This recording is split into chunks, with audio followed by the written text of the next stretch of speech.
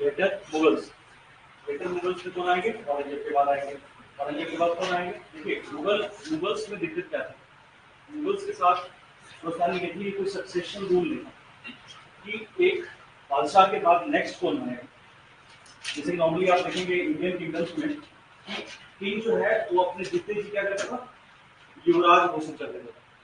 युवराज normally कौन होता था? जो काबिल और बड़ा बेटा होता था। नॉर्मली बड़े बेटे को युवराज माना जाता है।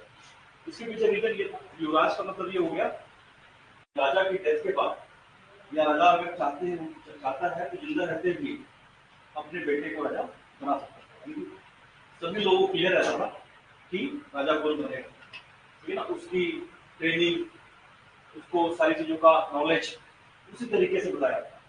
यानी कि आप समझ लीजिए वो सिंबॉलिक किंग ही होता था एक तरह, यानी उसको हर तरह की ट्रीटमेंट राजाओं वाली दी जाती थी ताकि उसको राजा बने तो कोई दिक्कत तकलीफ ना हो। In time of peace, in time of war, in time of deciding the law and order situation, क्योंकि नॉर्मली ये जो किंग्स होते थे ये सेंट्रल अथॉरिटी होते थे।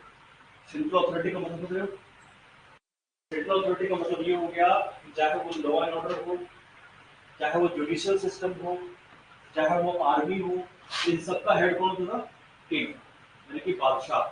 अगर बादशाह कैपेबल है फिर तो वो एडमिनिस्ट्रेशन को और शासन को अच्छे से चलाएगा, लेकिन अगर बादशाह में कमी हुई तो सारा का सारा एम्पायर, यानी कि एक बादशाह या किंग की सबसे बड़ी रिस्पॉन्सिबिलिटी ये होती थी कि वो अपने रहते रहते अपना सक्सेसर तैयार करके या ट्रेन करके, अगर सक्सेसर सही नहीं होगा तो एम्पायर जो है बहुत लंबे समय तक कंटिन्यू नहीं कर सकता। अब जो सक्सेसर है वो कैपेबल होने का मतलब क्या है? पहली चीज तो ये कि वो फिजिकली और मेंटली फिट हो।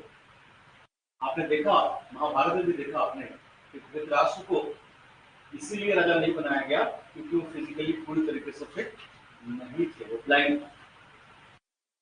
हालांकि देखा जाए तो पांडु भी फिजिकली इतने स्ट्रांग नहीं थे, लेकिन फिर भी और कोई ऑप्शन नहीं होने का उनको किंग बना दिया गया। यहाँ पे आप देखेंगे कि बड़े भाई होने के बावजूद भी धृतराष्ट्र नहीं बने, पांडु बने, इसीलिए सारी प्रॉब्लम हुई जो बाद में 14 महाभारत की देखते हैं, दुर्योधन का काउंटर देखते हैं। तो यहाँ पे सबसे बड़ी जो चीज है एक किंग के लिए वो ये है कि अपना सक्सेसर पहले डिसाइड करना और उसके बाद उसकी ट्रेनिंग होगी। एक प्रिंसेस की ट्रेनिंग काफी टफ होगी। इट इज जस्ट लाइक अगर आप इंडियन फॉरेन सर्विसेज ज्वाइन करते हैं तो आपको पता है इंडियन फॉरेन सर्विसेज में क्या क्या होता है? एक प्रोटोकॉल होता है हर चीज का। अगर आप सबके साथ बैठ के कुछ पी भी रहे हैं तो गिलास का उठाना है, इसका एक प्रोटोकॉल होता है, और लास्ट में लास्ट सिप कब लेना है इसका प्रोटोकॉल। ये नहीं कि लिया what dress you have to wear, what sort of perfume you have to apply, आपके कपड़े कैसे होने चाहिए, आपका गेटअप कैसा होना चाहिए, आप कब खड़े होना है, कब बैठना है, ये सब चीजें आपको तय करती है। उसी तरह से जो राजा राजकुमार हुआ करते थे उनकी ट्रेनिंग बहुत टफ होती थी।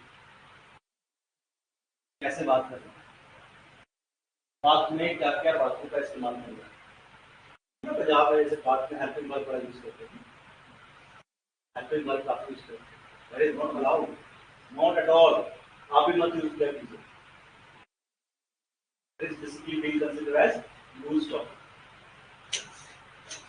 जो लोग हेल्पिंग वर्ब का इस्तेमाल करते हैं लेमैन लैंग्वेज में गालियों का इस्तेमाल बिल्कुल अलाउड। ये middle class lower middle class तक ठीक है, उसके अपर सेगमेंट में जाएंगे ये बहुत ही बुरा ट्रीट किया है। तो ये चीज होगी। दूसरी चीज आपके हाव भाव कैसे होने चाहिए, आपके खड़े होने का तरीका, आपके बैठने का तरीका। अभी आप रियल टाइम प्रिंस प्रिंसेस से मिलो, एक मौका मिला, अभी भी उनकी ट्रेनिंग होती है। इस प्रिंसेस को रियल टाइम प्रिंसेस हो, आप कभी ऐसे बैठे बैठे देखो, हमेशा ऐसे करते स्पेशली जब वो एक्चुअली प्रैक्टिस हो जाती है ना। अभी आपको प्रैक्टिस नहीं चाहिए, लेकिन जब आप उससे बैठना शुरू कर देंगे तो उसका प्रैक्टिस हो जाएगा। मैं ये छोटी छोटी बातें क्यों बता रहा हूँ, क्योंकि नॉर्मली ये इंप्रेशन होता है कि राजा है, राजकुमार है तो उसकी लाइफ बहुत अच्छी होगी, इजी होगी। नहीं, आप जिस तरह से आईएएस की प्रिपरेशन कर रहे हैं ना, उसी तरीके से उन्हें प्रिपरेशन करनी पड़ती है टू बिकम अ किंग। ऐसा नहीं है कि मतलब वो 24 घंटे बस खाना खा रहे हैं और दूसरी पी रहे हैं और शिकार ही कर रहे हैं, ऐसा बिल्कुल नहीं। शिकार का भी प्रोटोकॉल होता है। ये नहीं कि बंदूक उठाया, जीप उठाया, निकल के शिकार करो। There is a protocol for everything for a king. तो यहाँ पे प्रॉब्लम क्या आ रही है? यहाँ प्रॉब्लम ये आ रही है कि मुगल डायनेस्टी में सक्सेशन का कोई रूल नहीं है। अब सक्सेशन का रूल नहीं है तो किंग बनने के लिए you have to fight. To fight to whom? Your brothers. अपने भाइयों से ही आपको लड़ाई लड़नी पड़ेगी। अब जब भाइयों से लड़ाई लड़नी पड़ेगी, आपने औरंगजेब को भी देखा। Aurangzeb was not the real choice of his father. उसके फादर के चॉइस कौन थे? दारा शिकोह। लेकिन औरंगजेब ने उलेमा और उमराव सेगमेंट को अपने तरफ लिया और किंग बन गए। अब औरंगजेब के बाद वही टेस्ट उनके बच्चों को भी फील करना था। तो उनके कितने बच्चे थे? 3। कौन कौन से?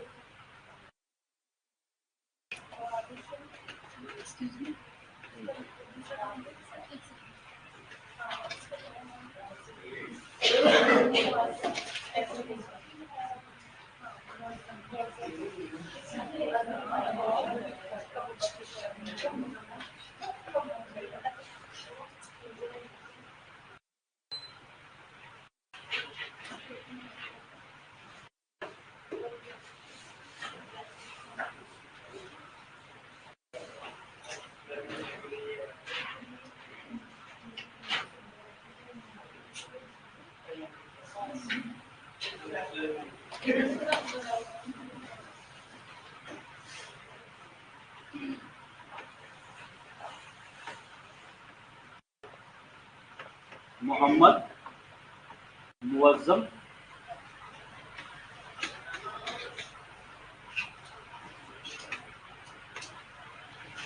मोहम्मद सर माइक नहीं आना आपने। आवाज चली जाती है।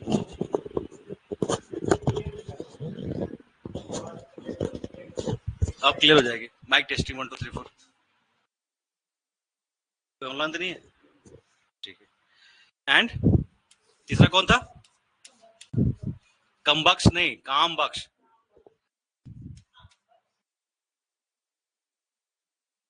कमबख्त नहीं कहा।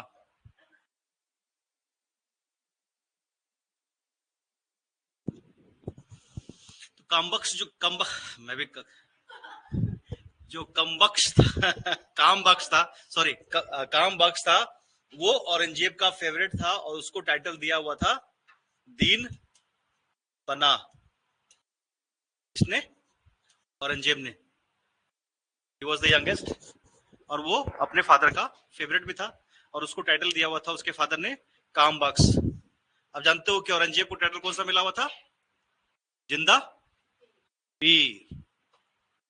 और अलाउद्दीन खिलजी को सिकंदर सानी, क्योंकि उन्होंने पूरे इंडिया को जीता था। ठीक है। अब लड़ाई शुरू होता है। अब मोहम्मद मुअज्जम जो है वो इस लड़ाई में जीत जाते हैं, वो इन दोनों को हरा देते हैं। हराने का मतलब मार देना होता है। और मोहम्मद मुअज्जम जो है वो नया किंग बनते हैं। किस नाम से?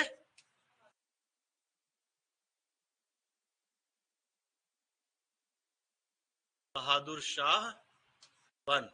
अब यहां से सिस्टम शुरू होता है कि मोहम्मद मुअज्जम को भी इन अपने भाइयों को हराने के लिए अपने ही नोबल्स से, उमराव, उलेमा से हेल्प मांगनी पड़ रही। जब आप किसी से हेल्प मांगते हो तो कहीं ना कहीं आप उससे अपने आप को छोटा कंसीडर करते हो, यानी कि उन्हीं के रहम करम पर आपको गद्दी मिली। अब किसी के रहमो करम पे गद्दी मिली है तो वो गद्दी लेने के बाद आपसे उसका बदला तो लेगा ना। मतलब जो ऑब्लिगेशन उसने किया है उसका वो रिजल्ट तो कुछ ना कुछ एक्सपेक्ट करेगा। तो क्या रिजल्ट एक्सपेक्ट करेगा? वो रिजल्ट एक्सपेक्ट करेगा कि उनको ज्यादा मनसब मिले, ठीक है, उनको इंपॉर्टेंट पोस्ट मिले राज दरबार में, एक्सपेक्ट करेगा। और ज्यादा मनसब देने का मतलब क्या होगा, आप ही की जमीनें जो है, खालिसा लैंड जो है यानी कि राजा की जमीन जो वो कम होती जाएगी और आपके जो दरबारी है और जो ऑफिशियल्स हैं वो ताकतवर होते जाएंगे। क्लियर? ये देखिए, ये मुगल टाइम पे नहीं हुआ, ये ईस्ट इंडिया कंपनी के साथ भी हुआ। एक टाइम ऐसा आ गया जब ईस्ट इंडिया कंपनी दिवालिया होने लगी, यानी कि ईस्ट इंडिया कंपनी का इंडिया में रूल है, सब जगह उसको इनकम हो रही है, लेकिन इनकम उसके ऑफिशियल्स को हो रही है, इनकम ईस्ट इंडिया कंपनी को नहीं हो रही। और नहीं होने के कारण जब वो सरकार से फंड मांगने जाती है ईस्ट इंडिया कंपनी कि हमें हेल्प कीजिए, तो सरकार क्या कहती है कि पैसे तो मिल जाएंगे लेकिन अब कानून और नियम हम बनाएंगे। और इसी टाइम का क्या आता है, रेगुलेटिंग एक्ट। क्या आता है? रेगुलेट करने का हक किसने मिल गया? सरकार को। कब आया? 1772। और 1772 के आप देखिए 100 साल भी नहीं हुए कि इंडिया में रिवोल्ट भी हो गया, और एक ही बार हुआ और कंपनी चली गई, सरकार आ गई। यानी कॉन्स्पिरेसी सिर्फ कंपनी नहीं करती, सरकारें भी करती हैं। यहां पे क्या हो रहा है? यहां पे बहादुर शाह बन तो गए, लेकिन बहादुर शाह को पैर जमाने का मौका यहां नहीं मिल पा रहा। बहादुर शाह का टारगेट क्या है? बहादुर शाह का टारगेट है कि रिवोल्ट कम हो जाए, जो बार बार सेना भेज करके खर्चे हो रहे हैं वो कम हो जाए, एक्सपेंसेस कम हो जाए। Saving a penny is earning a penny. पैसे बचाओ और दूसरे रेवेन्यू को बढ़ाओ, लेकिन रिवोल्ट तो कम होने का नाम ही नहीं ले रहे। बहादुर शाह ने क्या किया? सबसे पहले राजपूतों को कंट्रोल किया, आमेर की रियासत, मेवाड़ की रियासत, इन सबको अपने कंट्रोल में कर लिया। ठीक है? सिखों के साथ दोस्ती कर ली। दोस्ती कैसे की? दोस्ती कैसे की?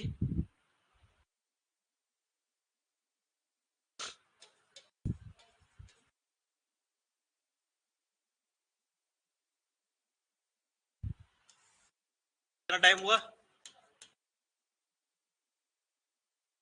ठीक है, पहला अटेम्प्ट क्या किया against Rajput?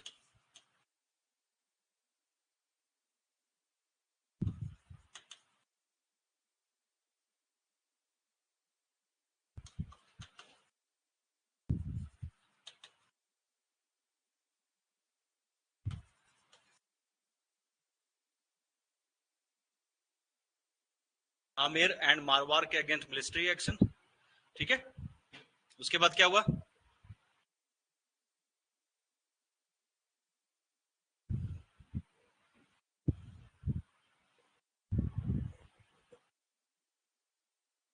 Liberal religious policy अपनाया ताकि दोबारा से रिवोल्ट ना हो। सिख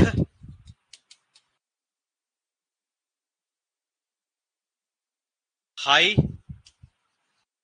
मनसब, मनसबदारी समझ चुका है ना? मनसब प्रवीण दिख रहा है? हाँ, गिवन टू 10वीं पातशाही गुरु गोविंद सिंह जी।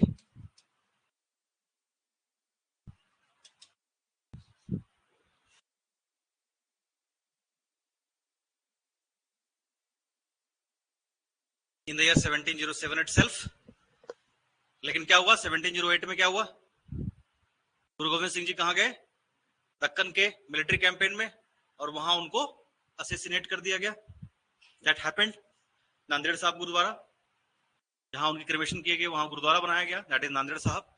तो यहां पे क्या हुआ? सिखों को ये कॉन्स्पिरेसी दिखी कि हमारे गुरु को मारने के लिए ही मनसब दिया गया और उन्हें जानबूझ करके ऐसी जगह लेके जाया गया जहां सिख इतने ज्यादा नहीं थे, उनकी सिक्योरिटी को कॉम्प्रोमाइज किया गया। तभी रात में सोते हुए एक पठान ने, जिनके फादर को गुरु गोविंद सिंह जी ने शायद किसी लड़ाई में मारा था, उसने आकर के स्टैप कर दिया। एक हो सकता है स्टोरी फ्रेम किया गया हो सकता है उस किलर को किसी ने भेजा हो, और उसमें नाम किसका आया? वजीर खान का। ठीक है, तो इस चीज को कॉन्स्पिरेसी समझते हुए क्या हुआ? सिख ने दोबारा से रिवोल्ट का रास्ता अपनाया इन द लीडरशिप ऑफ बंदा सिंह बहादुर। बंदा सिंह बहादुर ने क्या किया? आपने सिख हिस्ट्री में पढ़ा है कि नहीं? क्या किया?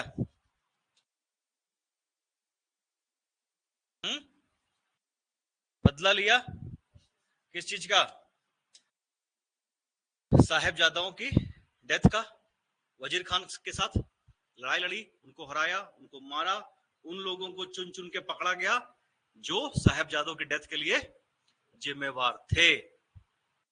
ठीक है। बंदा सिंह बहादुर के टाइम पे यहां पे आप देखेंगे रिबेलियन दोबारा शुरू हो गया। 1710 में मैं लिखाया था वैसे, ये लोहगढ़ का किला जीत लिया गया, मुगल जीत गए। लेकिन 1712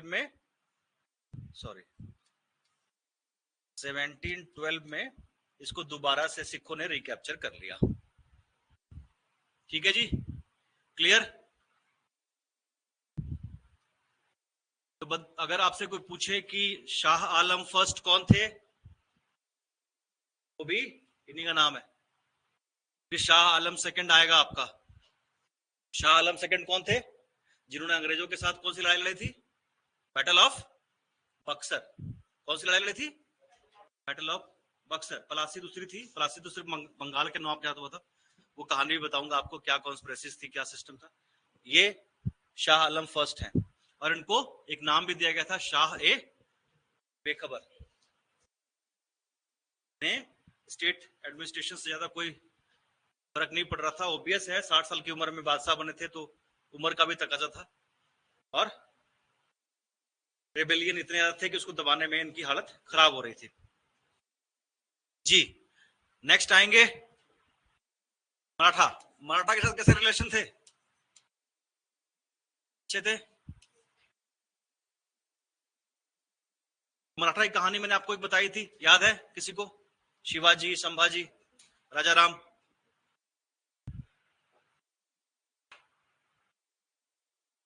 किसको याद नहीं है बताओ, रेज योर हैंड। आप तो आए नहीं थे, आपने रिकॉर्डिंग नहीं देखी। बुखार हो गया था, थोड़ा सा भी गला आजकल हल्का सा भी फील हो ना कि गले में कुछ खराश है, एक सिट्राजिन की और एक पैरासिटामोल की गोली खा लो। बाद में आपको एंटीबायोटिक खानी पड़ती है जो ज्यादा नुकसान करती है। समझ में आया? गर्म पानी पियो। मराठा के साथ हमने क्या देखा था? सिंपल सा है, समझ लीजिए। शिवाजी मराठा किंग थे। शिवाजी के बाद कौन आए? संभाजी। संभाजी के भाई का नाम क्या था? राजा राम की वाइफ का नाम? क्या बात है, क्या बात है। ठीक है, तो संभाजी के बेटे का नाम, यानी कि शिवाजी के बाद संभाजी, संभाजी के बाद बनना किसके था? साहू। लेकिन संभाजी को औरंगजेब ने चालाकी से अरेस्ट कर लिया, और इनको बेसिकली काफी एक बुरी मौत जो है मिली, काफी टॉर्चर किया गया, जस्ट लाइक बंदा सिंह बहादुर। उसी तरह से इनको भी टॉर्चर किया गया इस्लाम को एक्सेप्ट करने के लिए। ये नहीं माने, इनको मार दिया गया, और साहू और उसकी मदर को कहां ले जाया गया? दिल्ली में इन्हें कैप्चर कर लिया गया। और हुआ ये कि इनको इस्लाम में कन्वर्ट करना चाहता था, बिकॉज औरंगजेब का एक ही टारगेट था कि जो भी इंसान है सब इस्लाम को एक्सेप्ट करे और कोई रिलीजन हो ही ना। तो इसको मना कर दिया गया। उसके एडवाइजर्स ने कहा कि अगर ऐसा करोगे तो आप इसका इस्तेमाल महाराष्ट्र के पॉलिटिक्स में सिविल वॉर कराने में नहीं कर सकते। ऑब्वियस सी बात है, लोग इसको एक्सेप्ट नहीं करेंगे। तो जब संभाजी अरेस्ट मारे गए और साहू को ले जाया गया, तो नेक्स्ट किंग राजा राम को बना दिया गया। ठीक है, लेकिन कुछ टाइम के बाद राजा राम की भी डेथ हो जाती है। तो कौन बनेगा किंग? तो ताराबाई और राजा राम का एक बेटा था, बहुत छोटा बच्चा था, शिवाजी ही नाम रखा गया दादा के नाम पे, और इनका जो है नाम शिवाजी 2 के नाम से जानते हैं। तो इनका जो असल जो शासन था वो ताराबाई के हाथ में चला गया। ठीक है, अब यहां पे आते हैं हमारे बहादुर शाह। बहादुर शाह क्या करते हैं? बहादुर शाह को लगता है क्योंकि 1707 तक तो ये गिरफ्तार थे सारे, अब 1707 के बाद 1708 में 1708 ये साहू को रिलीज कर देता है without declaring him as a Maratha king, अगर वो डिक्लेयर कर देता तो ये सिविल वॉर तो यहाँ पे खत्म हो जाती। लेकिन उसने जानबूझ के ऐसा किया क्योंकि उसको था कि वहां जाके आपस में लड़ेंगे, जब ये कमजोर हो जाएंगे तो हम वहां पे अटैक करके सबको जीत लेंगे। एक सिंपल सी बात है ना कि आपस की लड़ाई का फायदा कोई तीसरा उठाता है ना। इंडिया में यही हो रहा था, हम आपस में लड़ रहे थे, उसका फायदा किसने उठाया? ब्रिटिशर्स गए मैसूर के पास, we're here to help you, Your Highness. Marathas are not here. They occupy your territory. We'll definitely get it back from them. है? ऐसे बोलते हैं ना अंग्रेज, भाई मैं तुम्हारी टेरिटरी तुम्हें लेके दूंगा। उससे पूछो तू कौन भाई, तू खामखा। ये आपस में लड़े जा रहे हैं, पहुंच गया एक के पास, एक माना नहीं माना, दूसरे के पास पहुंच गए। उससे मिलके पहले कमजोर से मिले, ताकतवर को हरा दिया। जो कमजोर है वो तो हमारे हाथ की कठपुतली है ही है? हमारे हाथ की कठपुतली है ही है कि अगर ताकतवर और कमजोर लड़ रहा है तो आप साथ किसका दोगे? यहां पे उल्टा है, कमजोर का साथ देते थे वो, कमजोर का साथ देते थे वो। अगर ताकतवर हार गया, जो कमजोर है वो हमेशा आपके हाथ की कठपुतली, जो ताकतवर है वो तो जीतेगा कमजोर से, वो ऑब्लाइज तो होगा नहीं आपसे। जो कमजोर है वो ज्यादा ऑब्लाइज होगा। आप पूरी की पूरी मॉडर्न हिस्ट्री में यही देखोगे। तो यहां पे साहू को भेज दिया, भैया चलो भाई जाओ, लड़ो खत्म हो जाओ।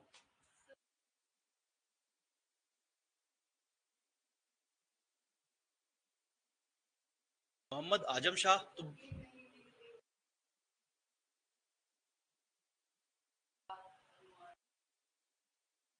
दैट आई चेक, वो तो चलो कुछ टाइम के लिए जो लड़ाई चल रही है तो किसी को गद्दी बैठना पड़ता था ना। Ultimately Bahadur Shah was the king.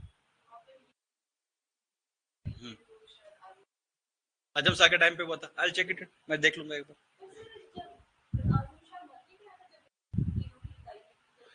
Obvious है, आजम मरेगा तभी तो मुअज्जम बनेगा, है ना? अंडरस्टूड सा है ना।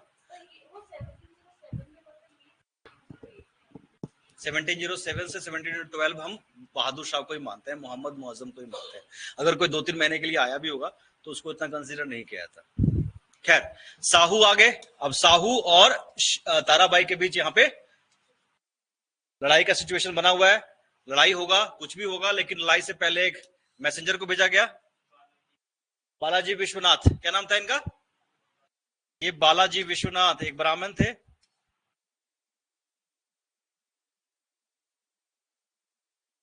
और ये पहले पेशवा भी थे, ये पहले पेशवा भी बने, बाद में शाहू ने इनको पेशवा भी बनाया, यानी कि प्रधानमंत्री अपना। बालाजी विश्वनाथ जब साहू से मिले तो उनको समझ में आ गया कि जो एक्चुअल सक्सेसर होने का अधिकार है, किंग होने का अधिकार है, वो साहू का है, एंड शिवाजी 2 का क्लेम सही नहीं है। तो बालाजी विश्वनाथ अपना खेमा चेंज कर लिया, ताराबाई से हट करके वो चले आए साहू के पास, और उन्होंने सबको मनाया कि साहू जो है वो रियल हेयर है, वो रियल सक्सेसर है। क्लियर? यहां तक समझ में आ गया सबको? जिनको समझ में नहीं आया था, आप दोनों को समझ में आ गया? आगे बढ़े। अब साहू चूंकि यहाँ पे किंग बन चुके हैं, अब बहादुर शाह ने क्या किया, इनको क्या दिया यहाँ पे? दक्कन का सरदेशमुख क्या दिया? क्या रिलेशन अच्छा करने के लिए क्या दिया? सरदेशमुख, मुखी, सरदेश।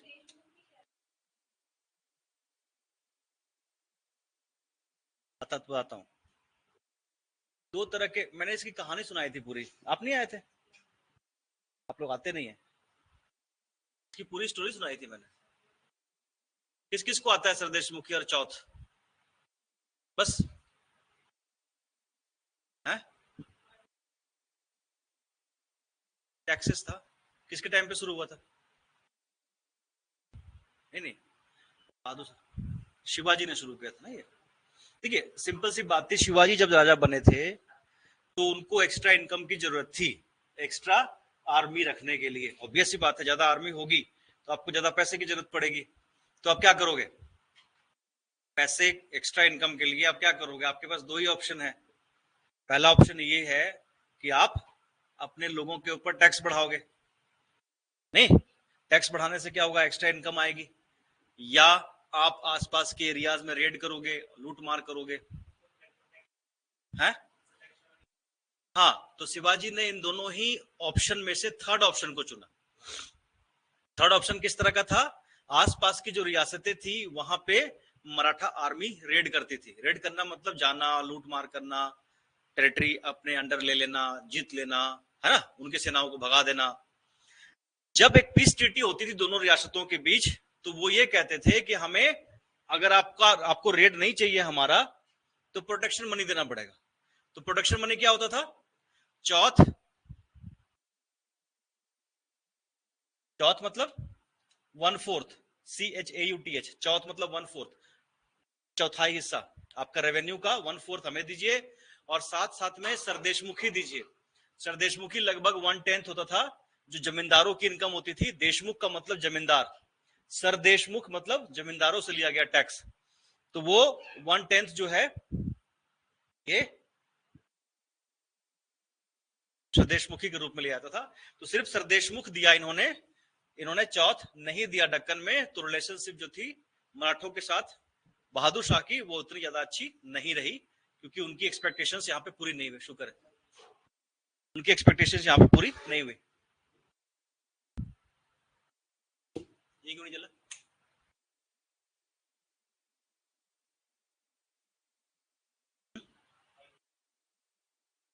खराब हो गया?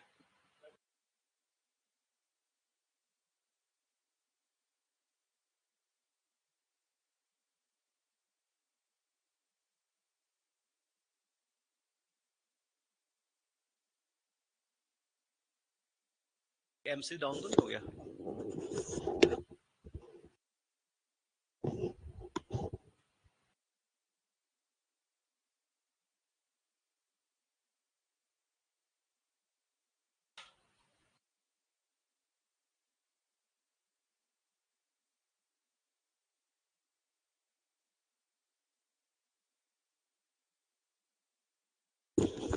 हो गया? आगे आए जहांदर साहब। इस पार्ट में से क्वेश्चन इतने नहीं आते, इसमें ज्यादातर क्वेश्चन, क्या मेरी बात सही थी ना? क्वेश्चन नहीं आते इसमें से, साइड भी आ गए हैं, मान गए?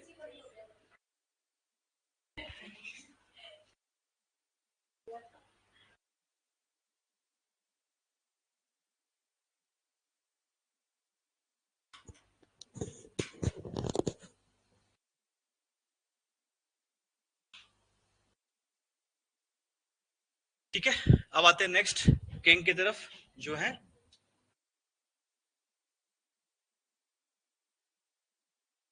जहांदर शाह। एक नंबर का निकम्मा, अय्याश आदमी।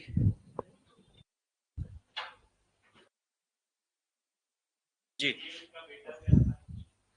1712 1713। इसको किसने सपोर्ट किया था?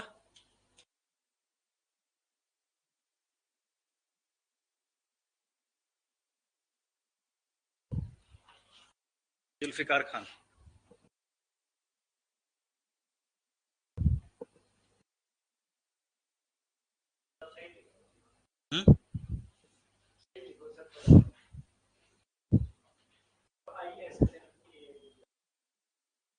क्या ये? अरे ये उर्दू की कैलीग्राफी है भाई।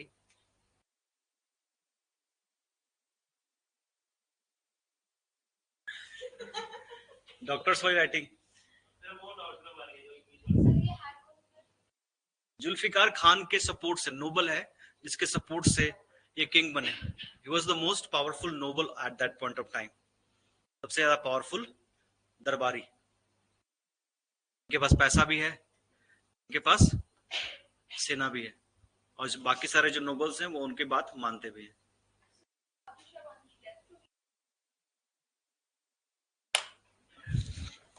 आपसे यूपीएससी ये पूछने आएगी कि बहादुर साहब मर गए थे, कैसे मरे थे? बहादुर साहब भी उसकी डेथ होने के बाद ही आएगा ना, जब डेथ होने के बाद ही नया किंग बनेगा, जितने जितने कैसे बना देंगे उसको? उसके खिलाफ कोई कॉन्स्पिरेसी नहीं हुई, ही डाइड नेचुरली, ऐसी कोई प्रॉब्लम नहीं हुई थी, उसके खिलाफ कोई कूप नहीं हुआ था। ठीक है, जहांगीर शाह हो गए और जुल्फिकार खान के सपोर्ट से वो बन गए। ये दो नाम आप याद रखिए। देखिए बहुत सारे चीजें आएंगी, आप हर एक चीज के ऊपर फोकस करोगे तो याद नहीं रहेगा। जितना मैं बता रहा हूं आपने सिर्फ उतना ही याद रखना है, उतना ही याद रख लो बस। अभी बहुत फैक्ट्स आएंगे, है ना, तो आपको जो जो बातें बताई जा रही है सिर्फ उतना याद रखो, बिकॉज अगर आप सब कुछ याद करने की कोशिश करोगे तो हाथ में कुछ नहीं आएगा। ये पानी पकड़ने जैसा है, समझ गए? पानी ऐसे हाथ नहीं आएगा, उसको बाल्टी में डालना पड़ेगा। अगर हाथ से पकड़ने को, हाँ ग्लास में डाल सकते हैं, अगर हाथ से पकड़ने की कोशिश करोगे तो गड़बड़ हो जाएगी। ठीक है, क्या हो गया भाई, क्यों हंस रहे?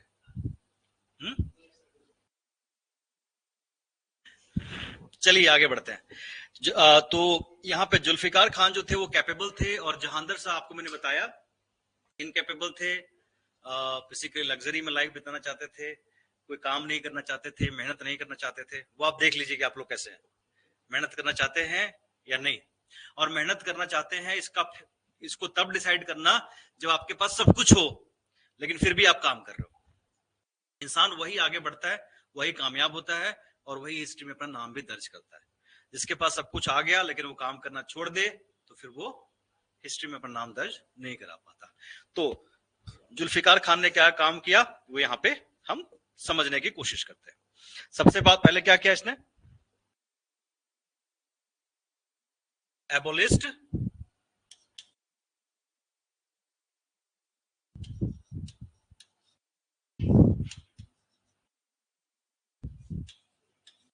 जजिया।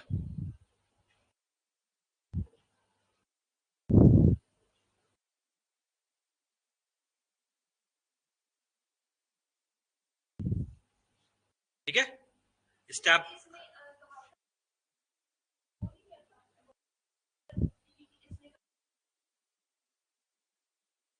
औरंगजेब की पॉलिसी को खत्म किया था, लेकिन जजिया अभी भी था, उसको जजिया को पूरी तरह से खत्म कर दिया गया। नेक्स्ट इसने क्या किया, रिकंसाइल विथ राजपूत किंग्स। लिखिए,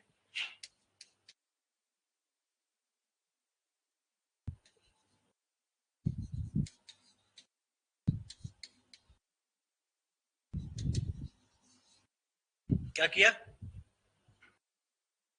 जय Singh of Amer was given the title of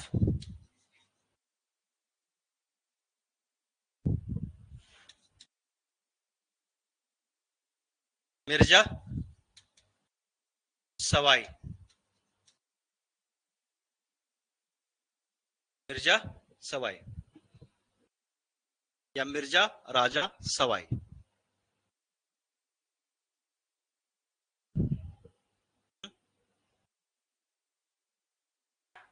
जजिया religious tax लगता था टू नॉन बिलीवर्स, जो नॉन मुस्लिम्स होते थे उनकी प्रोटेक्शन बनी थी।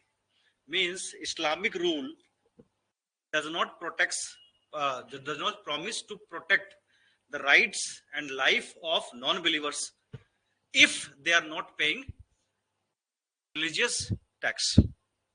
That was 1/10 of their income. तो आपको ये एडिशनल पे करना पड़ता था अगर आप मुसलमान नहीं थे। If you're Muslim, you don't need to pay. If you're not Muslim, you have to pay this. ये टैक्स लगाने का पर्पस सिंपल था, ताकि ज्यादा से ज्यादा लोग इस्लाम में आ जाएं। तो पहला काम क्या किया, जजिया हटा दिया, कि उनको हिंदुओं का सपोर्ट भी चाहिए, राजपूतों का सपोर्ट भी चाहिए। और सेकंड क्या किया, राजपूतों के साथ मित्रतापूर्ण संबंध स्थापित कर लिए, फ्रेंडली रिलेशंस। ठीक है, नेक्स्ट क्या किया, appointed him the governor of Malwa.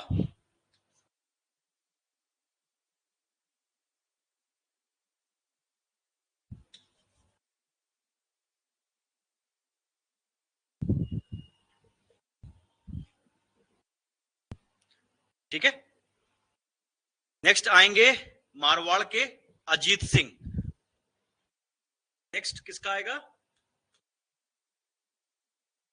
Ajit Singh of Marwar, इनके साथ क्या किया गया? Yes, and given him title of Maharaja, given him title of Maharaja and appointed him the governor of Gujarat.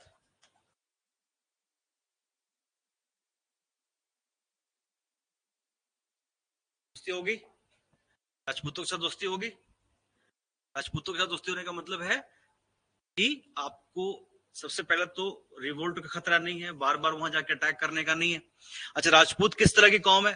वो सर झुका नहीं सकती, वो तो लड़ाई के मैदान में मरना वीरगति मानते हैं, वीरगति, जिहाद करना एक गर्व की बात मानते हैं। उनको आप कैसे हरा सकते हो? जो मरने में प्राउड फील करे उसे आप कैसे हरा सकते हो? बताओ मुझे। आपने उनको हराया, आप वहां से वापस आए, वो फिर रिवोल्ट कर देंगे। आप कितनी बार जीत लोगे? जीत लो, क्योंकि वो तलवार को भगवान मान रहे हैं, की पूजा कर रहे हैं। तो ऐसे लोगों के साथ आप दोस्ती कर सकते हो, दुश्मनी आप अफोर्ड ही नहीं कर सकते, कि जितना आप लूट के लाओगे उसे तो आप खर्च कर दोगे, फायदा क्या हुआ? तो इसीलिए इनके साथ यहां पे आपको फ्रेंडली रिलेशन होता हुआ दिखाई दे रहा है। नेक्स्ट क्या किया इसने?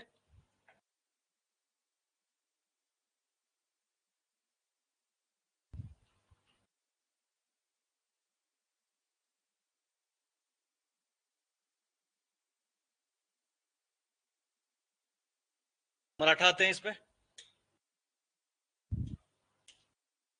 Granted Chauth and sardeshmukhi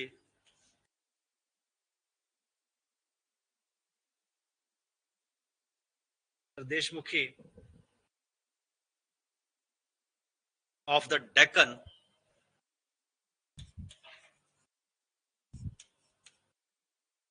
Maratha on condition of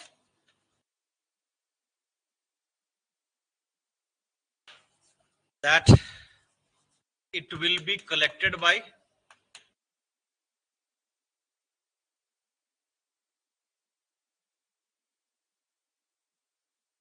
Mughal officials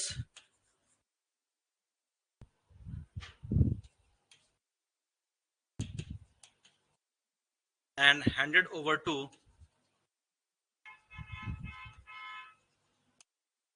Marathas. मजबूरी देख रहे हैं मुगल्स की, सबके साथ दोस्ती करनी पड़ रही है। और हालत देखो, अपने लोगों से टैक्स लेंगे और अपने दुश्मन को देंगे। अब ये इंडिकेशन नहीं है तो क्या है?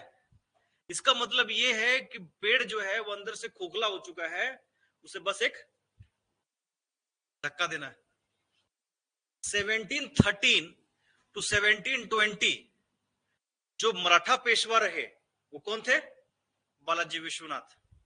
यहां तक तो मौका बिल्कुल ठीक था, because he was a very smart person, लड़ाई वड़ाई नहीं करते थे, खर्चा वर्चा ज्यादा नहीं करते थे। लेकिन उसके बाद मुगलों की किस्मत खराब होगी। कौन आगे? बाजीराव। बाजीराव के बारे में एक बात है, 1720 to 1740 20 साल तक वो पेशवा रहे।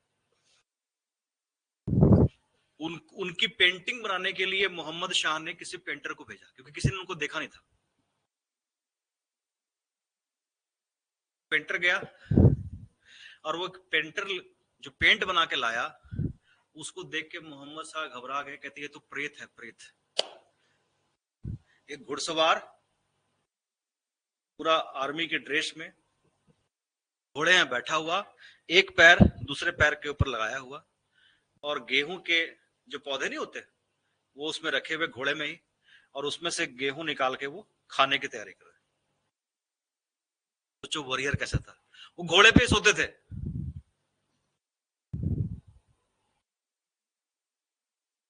मतलब अगर आपको लगेगा कि आप तो रात हो गई, अब बाजीराव कहाँ आएंगे, रात को ही निकल पड़े। रेस्ट करते ही नहीं थे। उनकी जो खास बात थी बाजीराव की, वो थी उनकी स्पीड। वो आप एक्सपेक्ट ही नहीं कर सकते कि वो कब पहुंच जाए आप तक। आपकी आर्मी भी आराम कर रही है और चारों तरफ से घेर चुके हैं।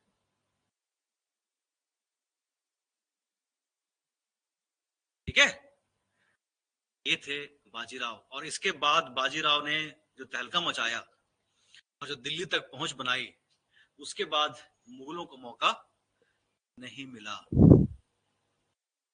हाँ, तो बाजीराव आ गए। के बाद आप उधर देखेंगे कि अवध के नवाब अलग हो गए, हैदराबाद के निजाम अलग हो गए 1724 के आसपास के टाइम में। हैदराबाद अलग हो गया, बंगाल अलग हो गया। इसी पर्टिकुलर टाइम पे मुगल्स एक तरफ कमजोर होते चले गए और फिर दुश्मनों से कॉम्प्रोमाइज करते चले गए। और जब दुश्मनों से आप कॉम्प्रोमाइज करते हो ना, एक दुश्मन से कॉम्प्रोमाइज करते हो, तो ये क्लियर कट मैसेज दूसरे दुश्मनों के लिए होता है, ये तो अब इनके दिन तो है, अब इनके पास ताकत नहीं बची। और अगर आपने एक दुश्मन को कुचल दिया तो बाकी दुश्मनों के लिए क्या मैसेज आएगा कि अगर हमने किया तो हमारी हालत भी यही होगी। और was not their choice for the kings, it was a compulsion। कि आपने एक की सुनवाई कर दी, एक के साथ कॉम्प्रोमाइज कर लिया, बाकी सबके लिए मैसेज शुरू हो जाएगा। और आप देखेंगे उसी पर्टिकुलर टाइम पे मुगलों के खिलाफ बंगाल भी अलग रियासत बन गई, अवध भी अलग रियासत बन गई, मराठे अलग हो गए, राजपूताना अलग हो गया, और हैदराबाद भी एक नया रियासत बन के आपके सामने आ जाता है। और हैदराबाद से भी एक नया रियासत बन जाता है कर्नाटक। यानी कि जितनी भी उनकी आप एम्पायर देखोगे वो चारों तरफ से बिखरता हुआ आपको यहाँ पे दिखाई देगा। जुल्फिकार खान ने एक और गंदा काम किया। क्या किया, किसी को आइडिया? सही,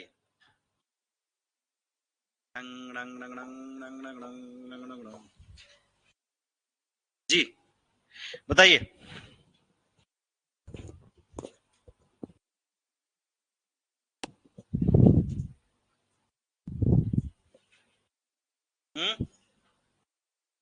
इसको कहते हैं इजारा। ठंड लग रही है क्या?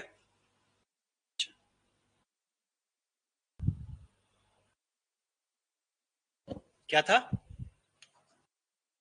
ये याद रखिएगा।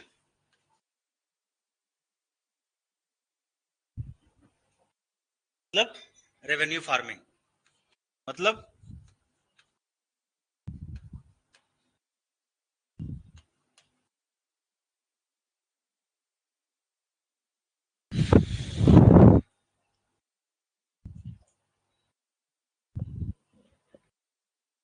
इसका मतलब क्या हो गया? Right, collect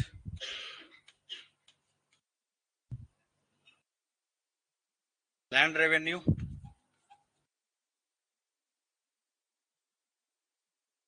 was given middleman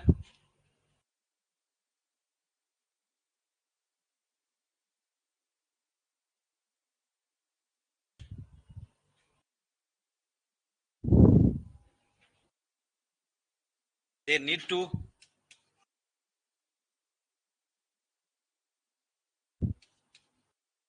give particular fixed amount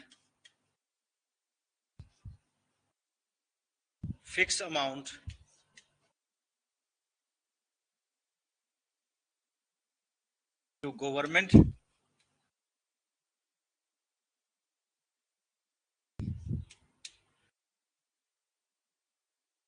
and they were allowed to collect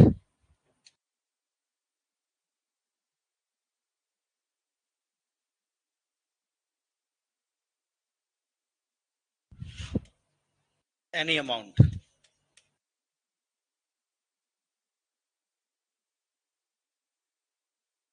from the farmers।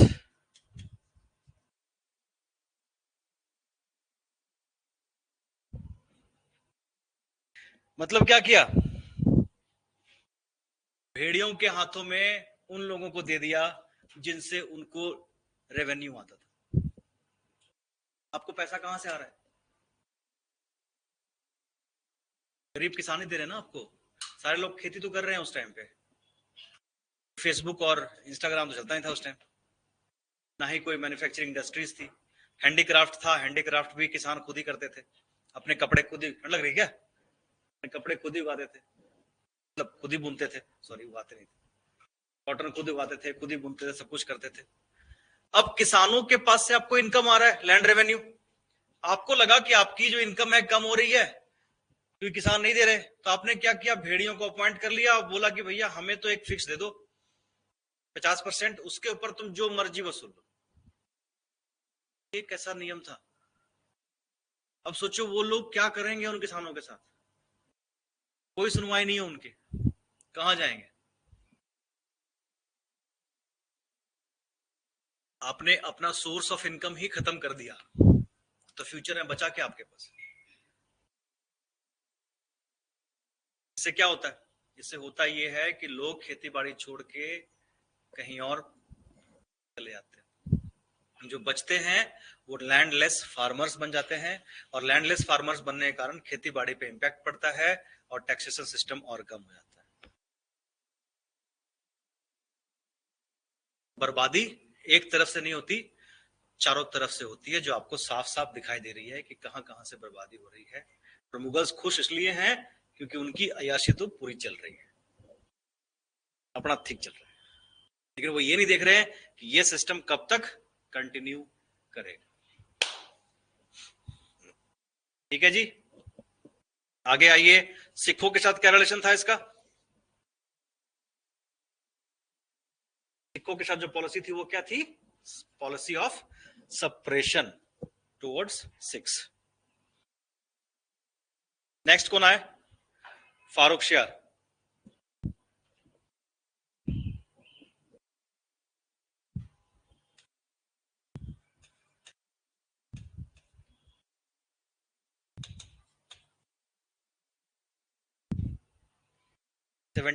To 19, बिल्कुल ठीक कहा।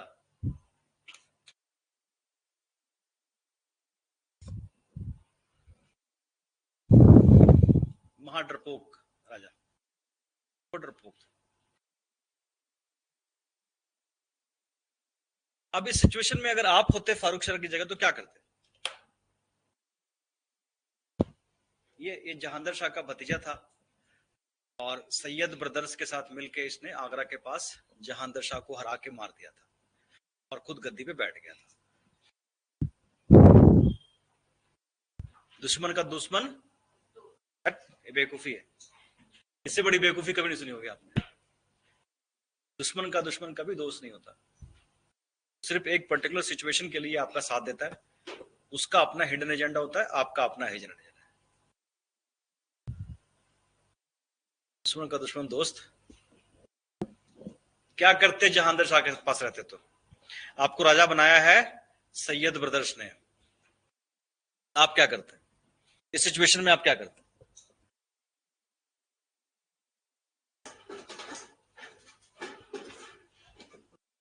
क्या करते? हालत खराब दिखी रहा सब तरफ से आपको, फार्मर्स की हालत खराब, रिवोल्ट सब तरफ हो रहा है। राजपूतों के साथ रिकंसाइल कर लिया था, मराठों के साथ भी कर लिया है, अब इसको किस तरह से इंप्रूव करोगे?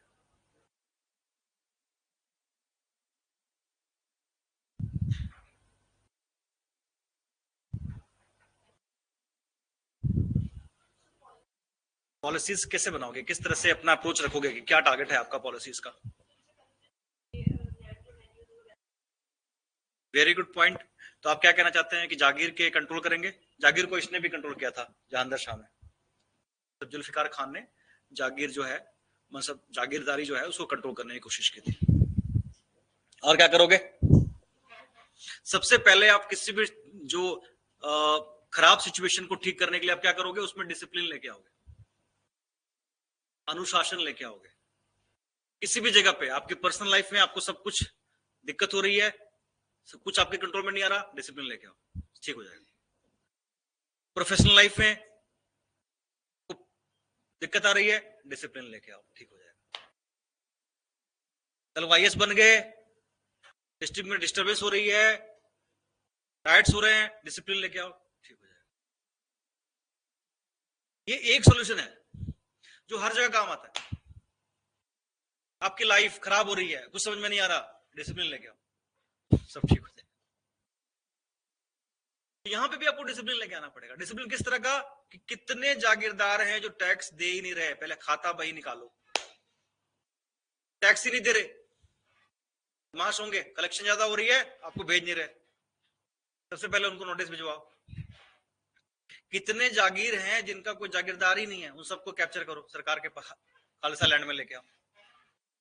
कितने हैं जो ढंग से शासन नहीं चला रहे, उनको हटाओ, उनकी जगह पे कैपेबल लोग को हायर करो। कितने ऑफिशियल्स हैं जो शराब पी के बस घूम रहे हैं, काम नहीं कर रहे, हटाओ उनको, नए लेके आओ। डिसिप्लिन। आपने एक बार स्ट्रक्चर को ठीक कर दिया, तो बिल्डिंग को रिपेयर कर दिया, तो बिल्डिंग एक बार ठीक हो गई ना, उसमें नई बिल्डिंग बनाने के लिए जरूरत नहीं है। आपने डिसिप्लिन ले आए, सिस्टम अपने आप ऑर्गेनाइज हो जाएगा। एक बार आपने ये काम कर दिया, आपके पास टैक्स कलेक्शन अच्छी होने लगी, टैक्स कलेक्शन अच्छी होगी, आपकी आर्मी स्ट्रांग हो जाएगी, आर्मी स्ट्रांग होगी, जितने भी रिबेलियस लोग हैं उनको ठीक करो, शासन अपने आप कंट्रोल में आ गया कि नहीं आया? बोलो हाँ कि ना? सोल्यूशन मिल गया। यहां प्रॉब्लम है सिर्फ डिसिप्लिन की है, और डिसिप्लिन आपका सबसे बड़ा दुश्मन है कि नहीं है? लाइफ में अगर आप देखो ध्यान से तो आपको इजी रहना, कूल रहना लगता है, और डिसिप्लिन में रहना बोरिंग लगता है। लगता है कि नहीं लगता? यही गड़बड़ है, यही कृपा रुक रही है यही कृपा रुक रही है। तो ये एग्जांपल के साथ मैं आपको ये समझाना चाह रहा हूं कि आपकी जो लाइफ में प्रॉब्लम्स चल रही हैं उसका सॉल्यूशन भी डिसिप्लिन ही है। तो कूल बन के किसी को मत दिखाओ कि मैं कूल हूं, डिसिप्लिन बन के सक्सेसफुल बनो, इज मोर इंपॉर्टेंट। समझ में आया? जीवन की कुछ शिक्षाएं मिली आपको जहांदर शाह से। तो फारूक शाह की कहानी हम कल समझेंगे। एक बहुत डरपोक शकी मिजाज आदमी, और वो दूसरों की ताकत से बादशाह बना है। अब वो दूसरों के ऊपर भी शक करता रहेगा, अल्टीमेटली जिन लोगों ने इसको बनाया वही इसको जहर देके सोते हुए कान में जहर डालेंगे। कोई कर रही है तो होगी ना। इंडिविजुअलिज्म जो है वो काफी हाई हो चुका है। राजा अपना देख रहा है, नोबल्स अपना देख रहे हैं। जब तक आप एक ब्रॉडर कंसेप्ट को नहीं समझेंगे तब तक सॉल्यूशन निकलेगा ही नहीं। और ये जो हिस्ट्री है वो आपको लाइफ लेसन ही देती है, और क्या देती है? सिर्फ फैक्ट पढ़ पढ़ के कुछ नहीं होगा, इससे सीखो और उन सीखों को अपने लाइफ में लेके आओ। ठीक है? इति श्री रेवाखंडे द्वितीय अध्याय समाप्तम स्वाहा। चलिए, थैंक यू।